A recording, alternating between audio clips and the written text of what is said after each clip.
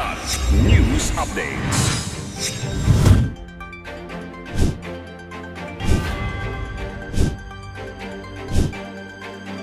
Ako po si Cesar Soriano, kasama ang buong puwersa ng Kidlat News Channel para ihatid ang nangungunang mga balita sa buong kapuluan ngayon.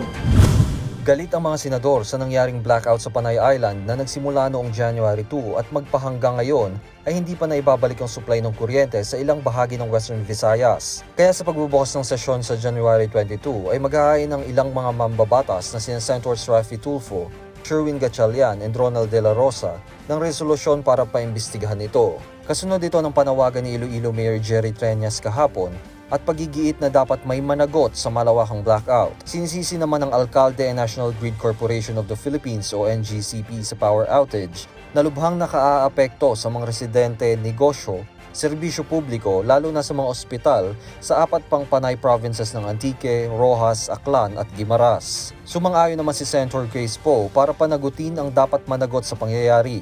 Una nang naranasan ng lalawigan ng Iloilo ang brownouts noong Abril taong 2023. Subalit ngayon mas lumawak pa dahil sa kasama na ang 4 na lalawigan sa power outage. Ang Panay ang ika-6 sa pinakamalaking isla sa bansa at ika-4 na pinakamarami sa populasyon. Mas bumagal ang headline inflation o pagtaas ng presyo ng produkto at serbisyo sa bansa noong Disyembre 2023 sa 3.9%. Ito ang pinakamababang rate ng inflation para sa buong taon ng 2023 ayon sa Philippine Statistics Authority o PSA virtual press briefing ngayong umaga ng January 5 na pinangunahan ni National Statistician Claire Dennis Mapa. Kumpara noong Nobyembre 2023, ang inflation rate ay naitala sa 4.1%. At noong Disyembre 2022, ito ay nasa 8.1%. Dinagdag pa ni Mapa na ang mga pangunahing dahilan sa pagbaba ng kabuuang inflation ay ang mas mabagal na pagtaas ng presyo ng pabahay, tubig, kuryente, gas at iba pang fuel na umaabot sa 1.5% noong Disyembre 2023 mula sa 2.5% noong buwan ng Nobyembre. Sinundan ito ng food at non-alcoholic beverages na may inflation na 5.4% sa buwan mula sa 5.7% noong Nobyembre 2023. Ang top 3 commodity groups na nag-aambag sa December 2023 overall inflation ay ang mga sumusunod.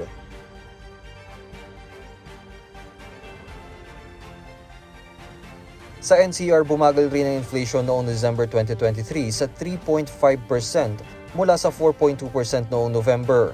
Ang annual average inflation rate sa 2023 ay 6.0%, mas mataas sa taong 2022 na 5.8%. Mahigit 50 pesos pa rin ang halaga ng 1 kilong bigas sa mga palengke sa kabila ng ulat ng Philippine Statistics Authority o PSA ngayong araw na bumagal ang pagtaas ng presyo ng mga bilihin o inflation rate sa bansa. Ayon sa Department of Agriculture o DA, hindi sila umaasa na bababa ang presyo nito sa nalalapit na panahon dahil mataas ang presyo sa global market na halos $600 per metric ton.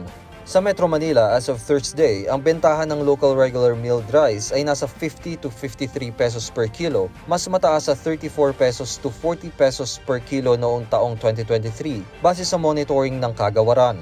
Ang locally produced well-milled rice ay nasa pagitan ng 40 to 55 pesos per kilo, mas mataas pa rin sa dating 38 to 44 pesos per kilo. Imported regular milled rice na hindi available sa Metro Manila ay 37 to 38 pesos per kilo, habang ang imported well-milled rice ay mula 51 to 56 pesos per kilo, kumpara sa 40 to 44 pesos per kilo. Taong 2023, nag-angkat ang Pilipinas ng 3.5 million metric tons as of December 28 ayon sa datos ng Bureau of Plant Industry o BPI. Inaprubahan ng Maharlika Investment Corporation o MIC ang 125 billion pesos na capitalization plan para sa Maharlika Investment Fund o MIF. Sa anunsyo ng Department of Finance, inaprubahan ang capitalization scheme sa unang pagpupulong ng MIC noong Miyerkules. Ang inisyal na kapital na 75 billion pesos ay magmumula sa Land Bank of the Philippines at Development Bank of the Philippines. Ang additional funding naman na 50 billion pesos ay kukunin sa dividends mula sa Bangko Sentral ng Pilipinas at iba pang government financial institutions. Suma total, itinakda sa 500 billion pesos ang authorized capital stock ng MIF. Sa nasabing meeting, binigyang diin ni MIC President Rafael Consing Jr. ang potential investments areas ng MIF. Kabilang narito ang agrikultura, oil, gas and power, agroforestry, industrial urbanization, mineral processing, tourism, transportation, aerospace at aviation. Para sa Kidlat News Updates, Juan Miguel Soriano nag-uulat. Atin niyo pong natunghayan ang mga headlines sa mga nakalipas na oras. Manatiling nakatutok para sa mga susunod na updates at breaking news. Ako po si Cesar Soriano, kasama niyo sa bawat pagputo ng balita.